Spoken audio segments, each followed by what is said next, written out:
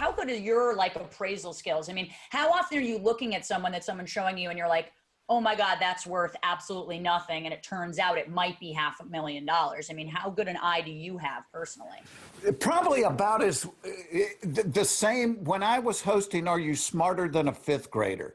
And people would say, what's your favorite part of the show? And I would say the part where they hand me the card with the answers on it.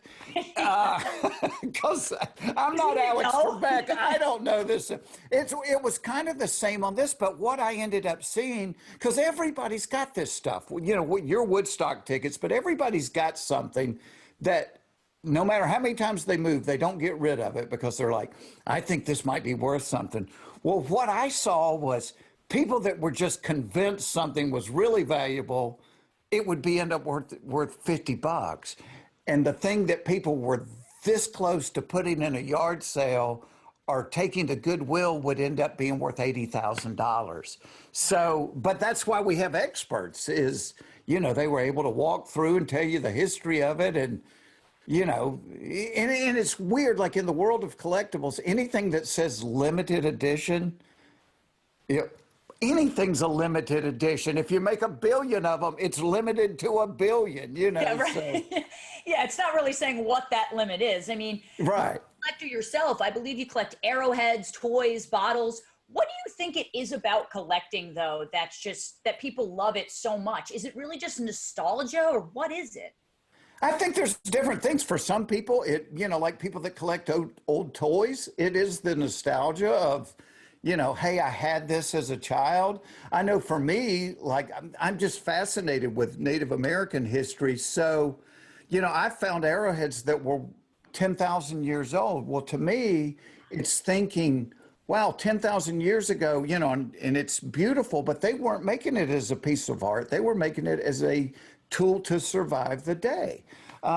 So for me, there's an adrenaline rush with it, you know, I may walk all day long from 8 a.m. till dark, but there's that moment when you look down and go, oh my gosh, what, like I'll show you one thing. I was walking in a field in North Carolina and I saw this thing and I pick it up and I'm not even excited. I thought it was a tractor part. Thought it was like something for a spark plug, and I'm walking around looking and I'm doing it like that and getting the mud off of it.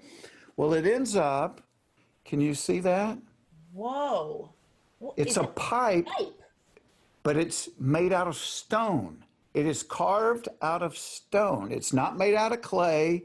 It is carved out of stone. So I took it to a guy. It's 3,500 years old.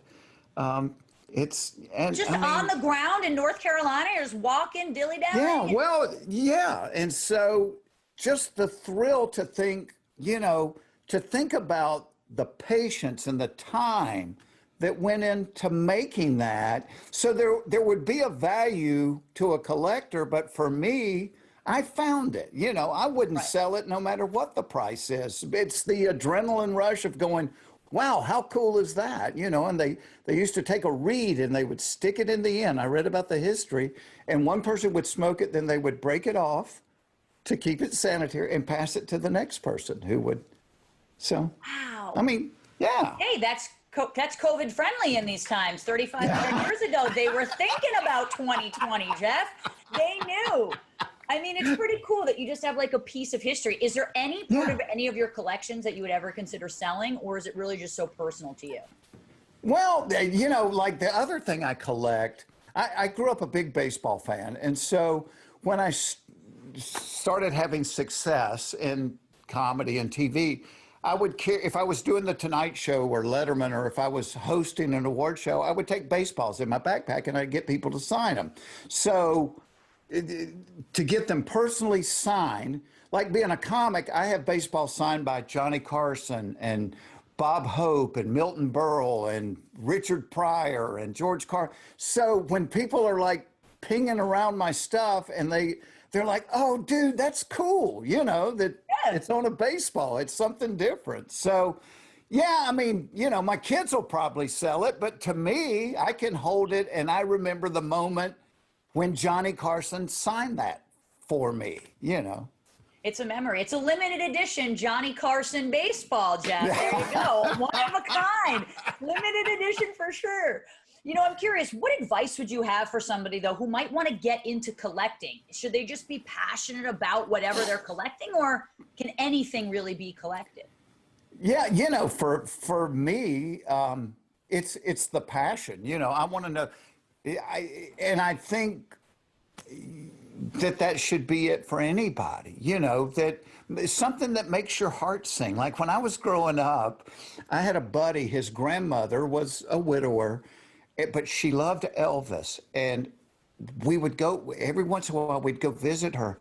Everything in her house was Elvis. The clocks, the salt and pepper shakers, the pictures. Now, some of it was probably mass produced and was worth nothing. But to her, it made her happy. And so I would say, if you're going to collect something, do something that makes you happy. And Lord knows we need a little bit of that these days. Absolutely. Now, lastly, Jeff, before I let you go, as I said, you're one of the greatest comedians of all time. You're a legend. Even for being 25, you're still a legend. And I'm curious if you think someone has a Jeff Foxworthy collection out there all about you.